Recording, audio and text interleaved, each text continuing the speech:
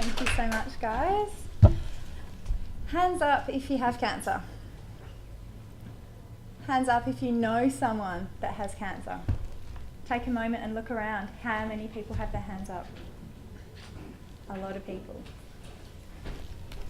Unfortunately, 1 in 3 people in Australia will be diagnosed with cancer. In 2014, 4 of every 10 deaths was actually related to cancer. The Australian Institute of Health estimates that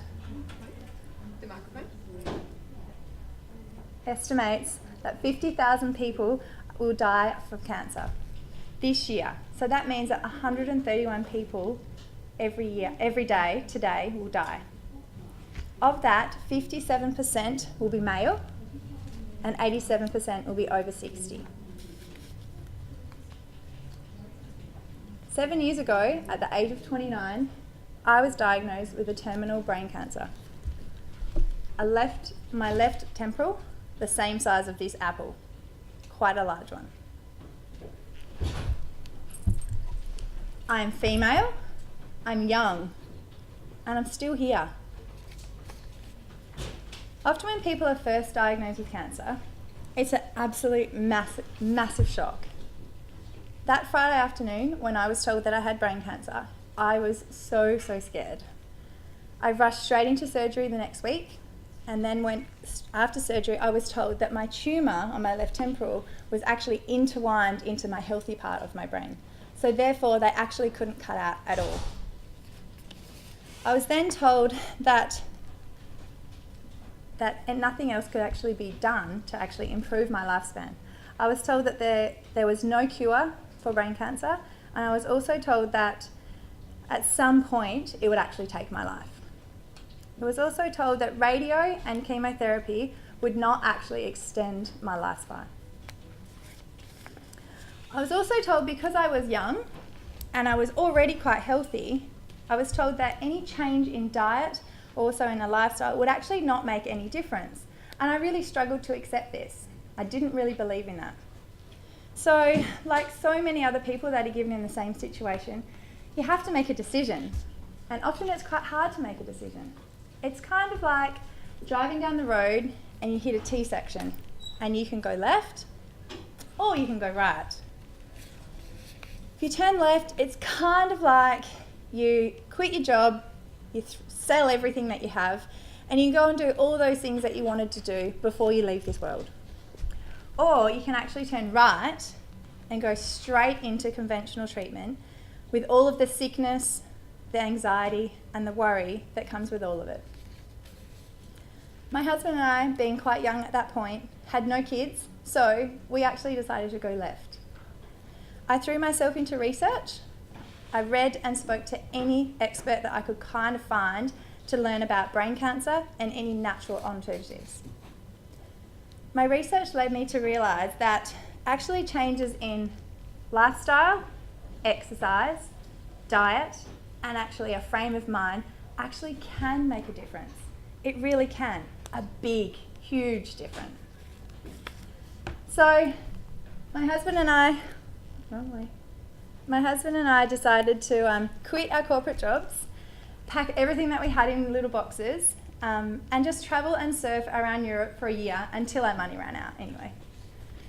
Along the way, I studied cancer, I studied health and alternative therapies, and I graduated as a qualified health and wellness coach. Today, I have 2 young kids.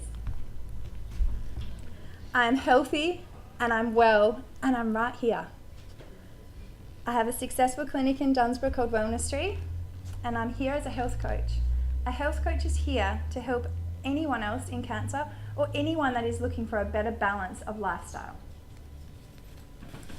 So I am now going to do everything that I wanted to do. Right now, today, yesterday and tomorrow, I'm doing everything I wanted to do, but I'm not cured. I still battle with this disease every day, both physically and mentally, every moment. When I meet people for the first time, they often say, "Oh, your story, but you look great. What the hell happened?" So, going back to when I was first diagnosed with cancer 7 years ago, and I was travelling, I tried every single type of natural options that I could find. I cut out meat, I cut out sugar, I cut out alcohol, all processed food, and I also did daily coffee enemas, and I used suppositories of apricot kernels and shark cartilage. I tried every single type of oil that you could possibly think of, from medicinal mushrooms to red fruit oil only found in Timor. I meditated, I exercised, I maintained a positive frame every day. And I knew that eventually I would overcome this. While my tumour hasn't actually disappeared, it stayed quite stable for 6 long years. I was healthy and so happy all that way. Then, just after the birth of my second child, there was a bit of a disaster hit. A new scan showed that actually my tumour had actually started growing again. The doctor wanted me to run straight into surgery here in WA and then follow that up with a really aggressive radio and chemo. Of course, I said, no way, I'm not doing that. Rather than panicking like I did the 5 years earlier, I realised that I had a choice this time, and that using some research and taking a calm approach was a much better way to go. I visited Charlie Teo in Sydney and got his option of brain cancer and brain surgery. I also went to see some specialists in Melbourne and got their input. I spoke to my oncologist here in Perth and found out that from that 5 years before when I was first diagnosed, that actually new studies was released, and that actually they had realised that there was new conventional treatments that could actually double my life expectancy. Double. So armed with that information, I decided that I had an option, another option. I didn't have to necessarily go left, and I didn't have to go right. There was a third option to go straight. So I thought processing conventional treatment supported by natural therapies, and of course making a conscious effort to make sure that I enjoyed my life through the whole process, that I actually could do it. So I flew to Melbourne and had awake surgery. Yes, I was awake the whole time. This would remove as much of the tumour as I could without the risk of being paralysed or losing my ability to speak. Actually, after surgery, I actually lost my speech completely. Luckily, going through a 1.5 years of speech therapy, learning how to read, how to write, and learn to speak English, which is quite hard again. And luckily I've got these cards today, otherwise I would actually be here. So I'm really glad that I've got these cards and you guys are here, so I can actually still speak today. Then I went into a special combination of radio and chemo mixed together. During that time, I actually had a little bit of break in between. Just after radio, I had a bit of a break with my husband, and we moved up north in Western Australia to a special little place called Nalu. This has always been on my list, a bucket list of my husband and I since we met. So we decided to go there and have a break. I even got to have a fun little surf and a little lefty called a Toomies. Had so much fun. There was no way that radio or chemo was going to stop me. I was still going to do it. On top of the conventional treatment, I also used 3 really important alternative regimes. I meditated, I had regular exercise, and I changed my diet of a low carbohydrate and low sugar. It's also known as a keto diet. Now, 18 months later of my treatment and my recovery, I'm really happy to tell to you all right now that my last scan actually was gone. There was no tumour left, all gone but disappeared.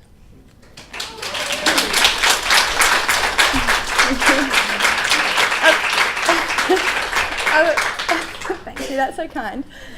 Of course, it wasn't just all flowers and surfing and having happiness the whole way. There was nauseousness, there was vomiting, there was pain, there was financial loss, there was a lot of depression, and of course there was a little bit of less physical actual action. But the alternative regimes that I'd used had actually made a big difference in my life as I went through. I didn't go left and I didn't go right. I went straight ahead, number 3. So thanks to support to all of my friends, my family, all of the wonderful doctors and practitioners that had to help me, and they are still there to support me. You know though what, you can't just do this all on your own. You always have to have support. It's never ever going to be over. The tumour might come back one day, you just never know. But I'm going to keep smiling, I'm going to be happy and healthy, and I'm going to work really hard to find the balance of lifestyle that I actually want. So why do you think I might be here now, today?